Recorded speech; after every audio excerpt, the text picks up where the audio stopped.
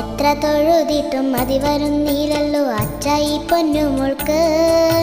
മനമാകെ ആനന്ദം കൊണ്ടെന്റെ കണ്ണിലും കണ്ണുനീർ വന്നുവല്ലോ. പാഠങ്ങളെല്ലാം എളുപ്പമായി തീർത്തിടാൻ പ്രാർത്ഥിച്ചിടണം മോളെ. വ്യാധികളൊന്നും വരുത്തല്ലേ എന്നും നീ തൊഴുതു പറഞ്ഞിടണം.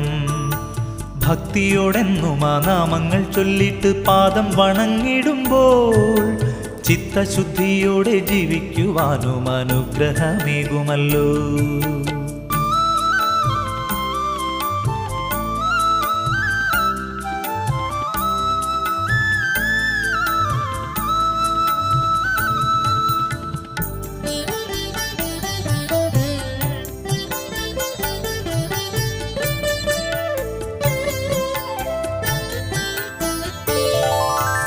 ഏട്ടനെ പോലെന്റെ കൂട്ടിനായി വന്നിടാൻ ശ്രീമുരു